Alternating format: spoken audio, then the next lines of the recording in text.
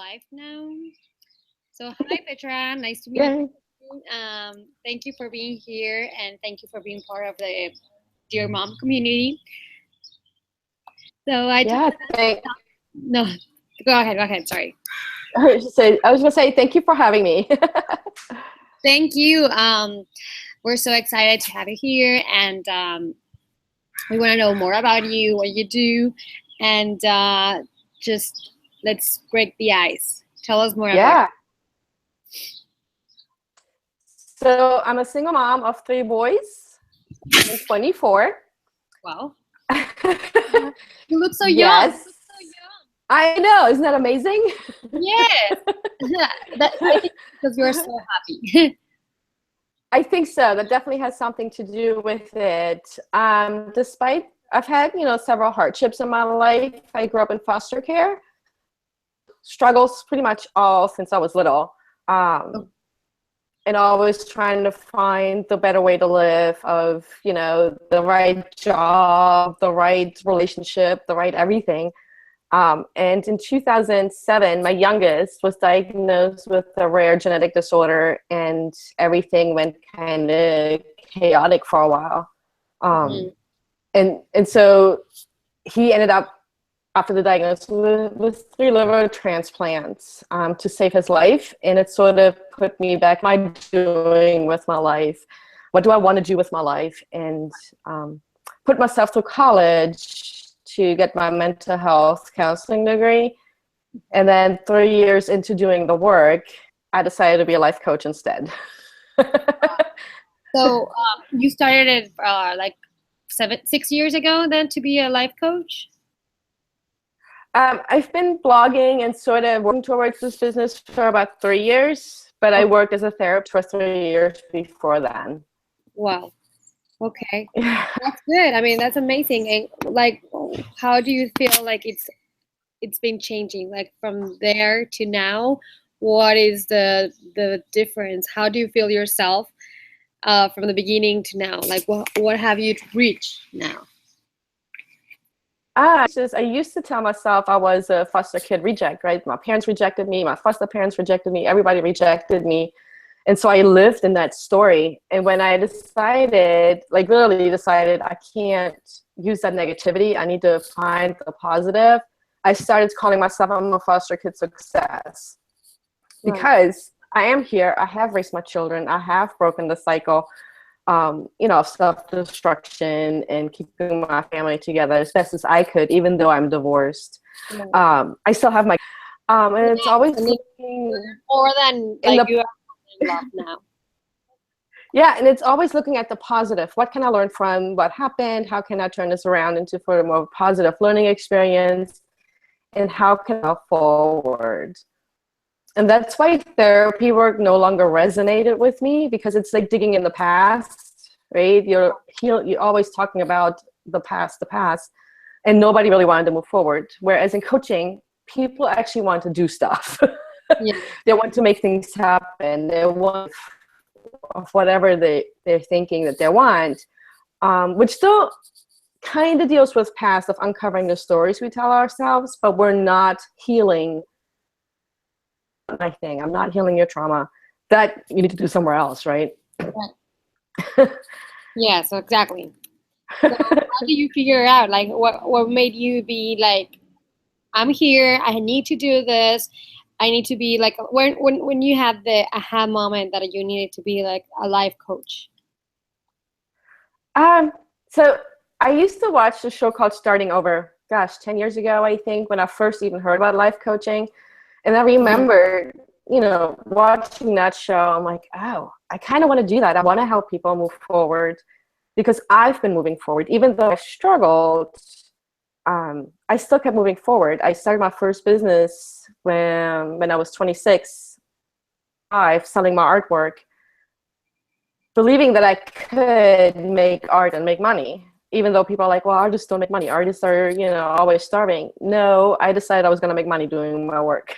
Yeah, I that's all. always believe in the I always believe in the possibility that you can do whatever it is you want to do. You can have the cake and eat, and eat it, not just look at it. You just have to believe in yourself. And Totally. that comes from looking at your achievements, everything that you've accomplished, be it graduating high school, be it birth, going to college, starting a business, getting the job interview. Sometimes those small things allow us to feel confident and successful because, gosh, going to a job interview, we all know how nervous that can feel, right? Right. That's success. So always remember that we were successful along the way means we can be successful with everything else that we set out to do. So in my therapy work, when I was working full-time as a therapist, it was really, my clients didn't want therapy. They were sort of ordered to do this therapy. And I didn't like the environment. And I couldn't be transparent. I couldn't talk about where I come from. I couldn't talk about my story, right? I couldn't be transparent because there's so many boundaries when it comes to therapy. I don't have to do that with coaching. I can totally tell you that I'm a foster kid, that I'm a single mom, that I struggle with alcohol, things that I've dealt with. I can tell you because coaching is so very different in that reference. And I want people to I want them to feel motivated, that no matter where they are, they can turn it around. They don't have to be stuck in the job that they hate. Yeah. Yes, exactly. Right? If they want to write a book, they can totally write a book. You don't have to wait for your manuscript. You can totally do that on your own now because there's services out there to self-publish. You don't have to wait to be rejected 100 times. You can just decide to do it and do it. Mm-hmm. I want to motivate people to do things, not just feel like, oh, she's so inspirational. It doesn't jive with me. It's sort of like saying sorry 100 times, it loses the momentum, right? Mm-hmm. But be motivated. Be motivated that if a foster kid can, and I'm not the only success story. There's I like rock music. There's this rock band, 9 Inch Nails. The lead singer is a foster kid, and he's he was? I love that. Yeah, and he is successful, right? He's an artist. He does what he loves to do. But so we can totally overcome. The first one already died, right? Yeah. Yep. But there's an actress who was on a soap opera. She's a former foster kid, and she's successful. She's an actress. So it doesn't matter where you come from. Of course not. You can still be successful, right? You can still do what it is you decide you want to do it. Maybe I came from the worst family, natural family, and that doesn't make me the worst person or any less better. You know what I mean? So it's that, just label that. Well, and it's also, you could come from the perfect family, have a really great upbringing, and you can still struggle with self-doubt, and you can still struggle with confidence. It doesn't matter, Ernest. You're still going to struggle with all of those things. There's going to be that teacher that gave you a C on something that you were expecting an A on, and you're like, oh my God. Right. By that simple thing. And you could have the best family, right? Yeah. You pick up all these things from any family, but from school, from college, from your jobs, where you're always being validated by others instead of validating yourself. Yeah, that's so true. And I think people, it's all about decisions, and what decisions you make, you don't have to regret it. I think you should always learn from them, and it's the way you take them that makes you succeed in a future decision. You know what I mean? I always say I have no regrets, and people are like, that can't be true. And I'm like, no, I have no regrets. I married my ex-husband twice. But I don't regret it. I don't regret it. Right. Right? Because I've learned something every time. The first time, the second time, leaving, both times. I've learned something from that. I've gained more control, more power, more being able to just listen to myself. My intuition is my biggest gift that I've received, right? And having my son go through this medical trauma, if you will, really allowed me to acknowledge that's a gift I have. And 99% of the decisions I make are based on my intuition. There might be that 1% where I'm like, screw intuition. most Yeah. of the time, intuition is what guides me all the way. And I think that's the best. You said something really important, because for me that's very true.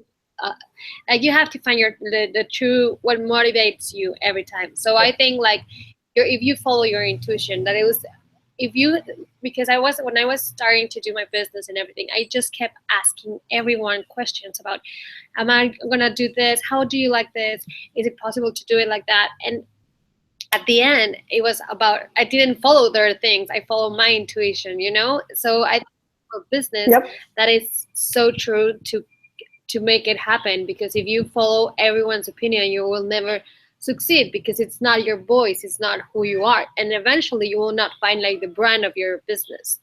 You Right. know what I I mean? agree. I agree. And quite regularly, I write about struggles and frustration and what to do. So I give a lot of value on how to do it on your own if you want to, but you have the option to hire me if you need some extra support, right? Because I want people to succeed. I want people to have the job that they love, the job or the business. It doesn't matter. If you find a job that lights you up, a job, right? Yes, totally. If you have a business that lets you up, do this down to how you want to do it. And there's been you have to have a sales funnel. You have to do this. You have to do that. You have to be on, what's the thing? Paris. You have to do Facebook Live. That's not my thing. Yes. It's not my thing, right? And so I honor that some people that's for them, but it's not for me. I much rather probably do videos and upload them to YouTube versus a live stream. And I much rather blog and engage in social media than jumping on Periscope. It comes down to what feels good to you. Exactly. And honor that feeling. Right. Exactly. And I never, if it doesn't feel good, do it. And the word should, if there's a should related to anything, I should do this, it should never happen. Yes, because that's the question. You have a doubt inside that. Yeah, exactly. Yeah, that's so true, Petra. And I wanted to ask you, like, for example, if you have too many dreams, that happened to me. That's just an example. You have many dreams, and I know many women are very related to this. How do you know what dream to follow? So I know that you, for example, you do blogging, you have books, and you are a life coach. So you had a lot of dreams too. You had a lot of projects. So Yeah. how do you manage to do it in one at a time? So for me, it's about scheduling 3 businesses. Crazy now. I'm a life coach. I'm an artist, so I sell my artwork, and I do social media and web design for some of the small businesses just starting out that need a little bit of help to get going. Because it just, they don't. Small businesses don't have it in the budget when they get started. So I'm sort of that. But for me, it's about planning my week and figuring out what's important to me, and then prioritize accordingly.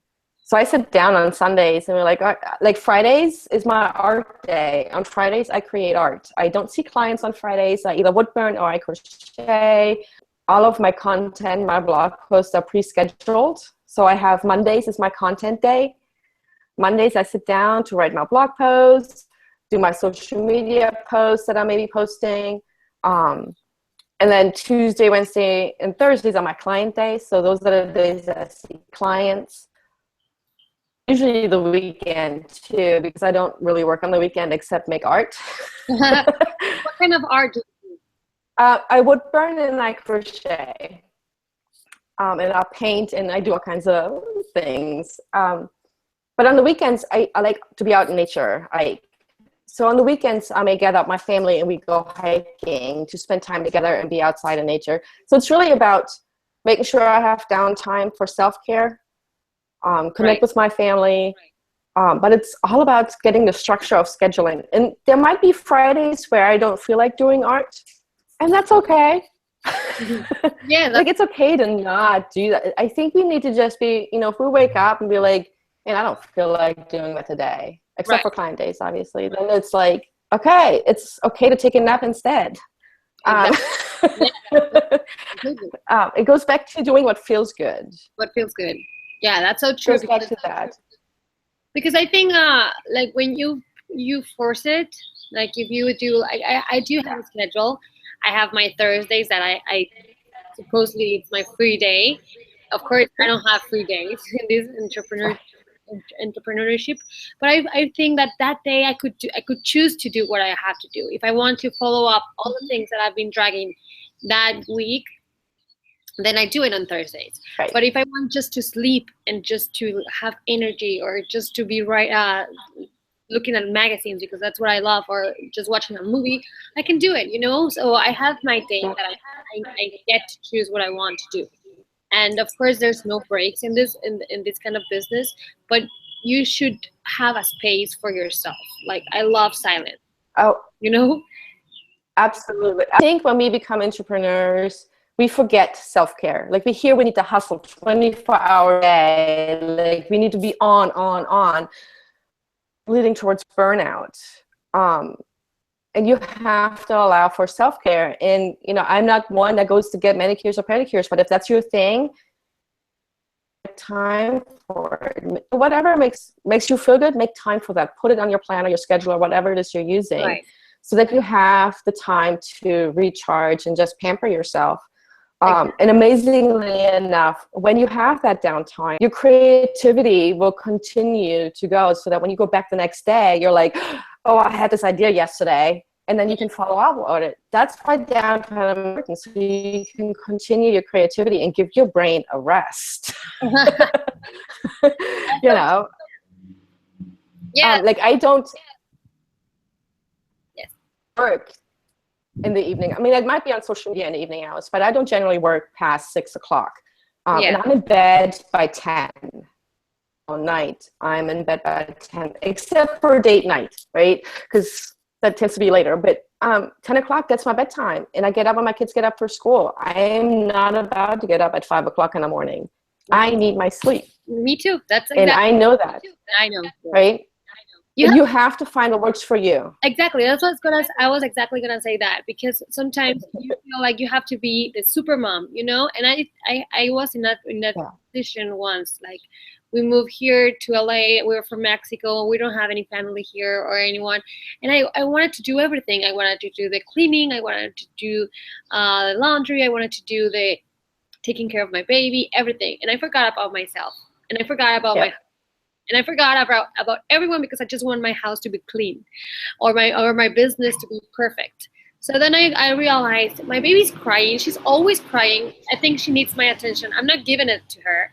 So I just have to like stop for a minute and reschedule, you know? And I think it takes a lot of time because we've been here 2 years and I think now I can feel that I have it like I have control of my schedule. So I think it Right. takes time to just be doing what you want to do, but you have to have a schedule and for sure be true with what you want. And if you like to go to swimming classes and you want to do that, just do it, you know?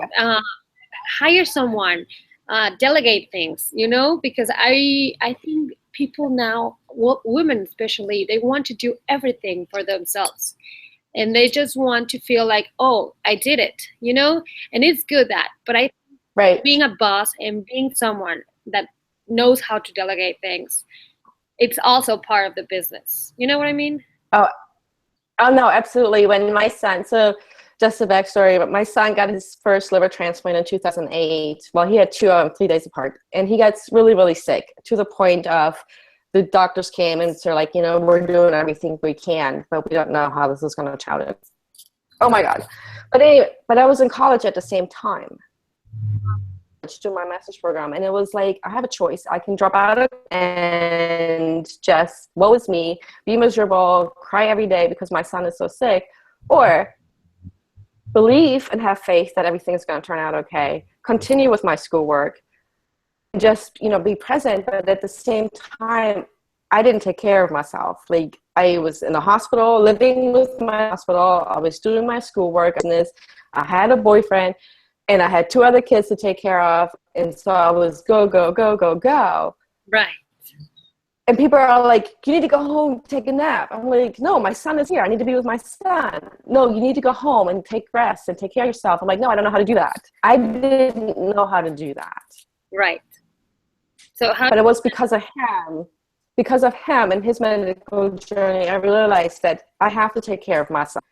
And it transition, I put my kids first always until that time. And then I was like, oh no, I need to come first. I come before my kids. How can you do that? Because if I don't take care of myself, I can't take care of my kids. If I'm too tired, I'm going to be a cranky mom. Exactly. Yes. That's why and I don't want to be a cranky mom. But people just don't realize that. Well, I think it's a matter of time, because I didn't realize that until now. I just wanted to do the things that I had to do because life like said it to me, like, you have to do now this, you have to do the cleaning, you have to do that, and I hated it, and I felt miserable, and I was like, I'm not, I didn't come to this life to be doing this, you know. Right.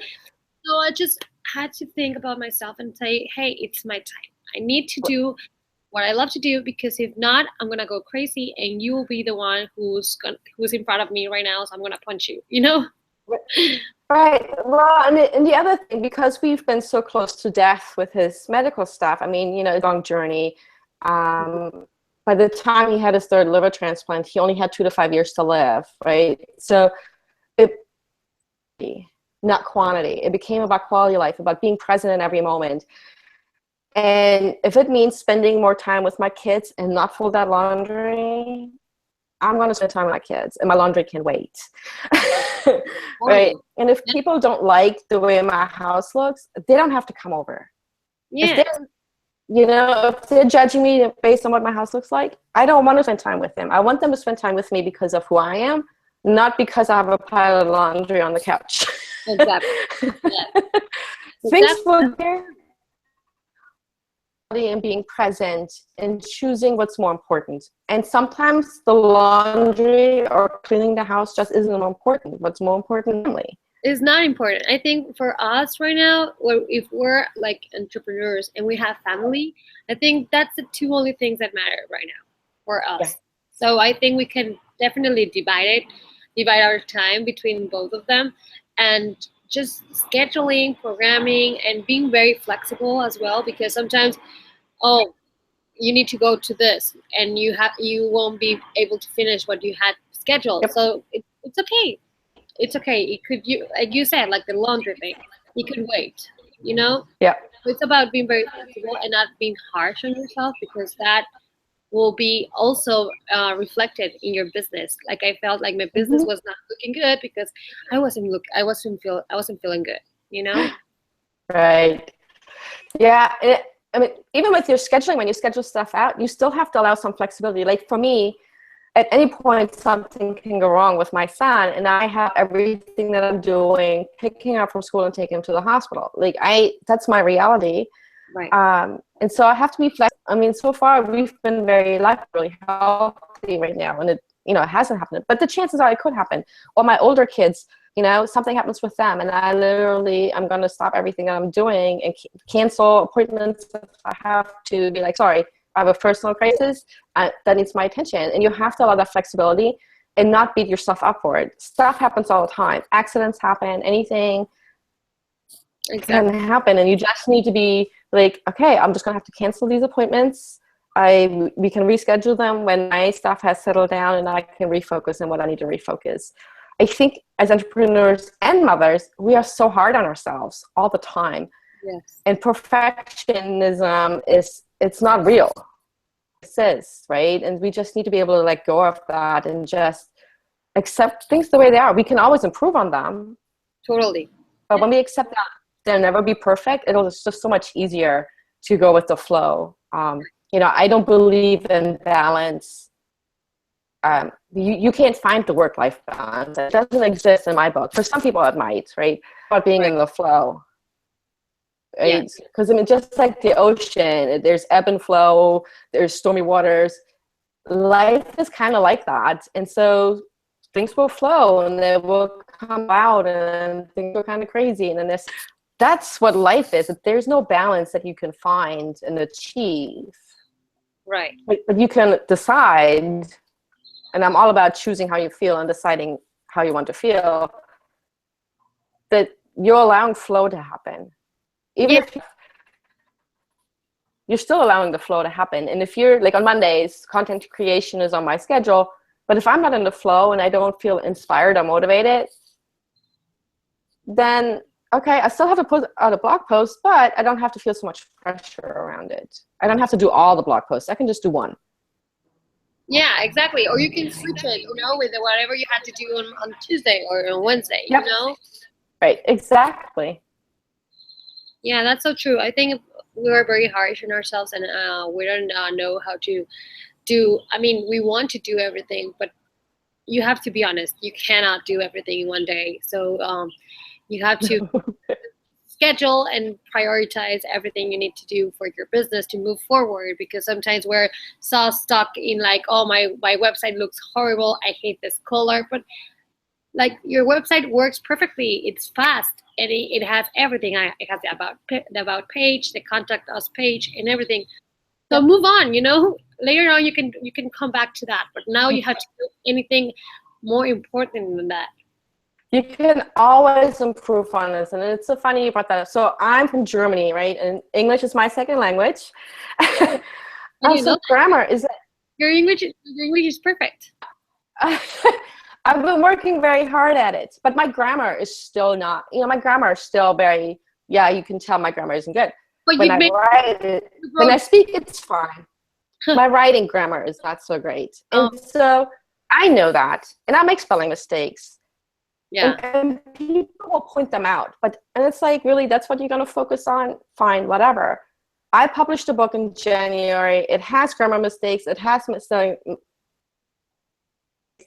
But I was so inspired to write the book that I was like, I don't care. I just need to get it out there and get it done. And I can always go back, update it, and upload it again. Like, it's not that big of a deal if there's a mistake. I'm a real person. I make mistakes. And my message is bigger than my grammar mistakes or spelling mistakes. And if you can't see that, I am sorry. Wow. So related to you, because English is my second language as well. And I didn't want to do this group either, or be posting on Facebook or anything, or even posting on Instagram. Like my captions, I have to get them. So I have someone that helps me like to say it right, because I was so self-conscious that, oh my God, am I saying it right, or am I putting the right message that I want to tell? And then eventually I was like, oh, hell to it. I mean, I need to be posting. I love writing. In Spanish, I consider myself very good at writing. So if I'm creative enough, and I have my blog, I have everything, and eventually I want to write a book as well. So I just have to get over that, that thing that is not letting me do that. So yeah, that's so true. And thank you, because I didn't know. I thought I was the only one. No, well, that's the thing. Like my website. My website is me. When you get on my website, you see who I am. You see how I dress. Like, that's really what I wear almost all the time, except for today. Person, I don't do the shiny glitter thing. I like my coffee, my rock music, and I'm a little bit of hippie meets techie, and that's just who I am. And I want people to know that I'm a real person. I'm speaking second language, and I do the best I can, and that's all I'm ever going to be able to do. I can't. And when people criticize, and I've had people criticize, well, there's mistakes on your blog post, probably, and I may go back to edit it. I now use a program to help me to edit some of that, but I'm like, you know what, how I write, this is my message. If you can't see through those mistakes. And I bet you're not bad at all. It's not like you're half German and half English, so I think it's good. I think you're good, and that's so true. As long as you want to you are inspired in doing that message, I think you'll do good. Like, people will hear you. Yeah. It's learning about it. Well, it helps me to learn how to deal with haters. We're all going to get those people that don't like us, that don't agree with us. We're going to get them.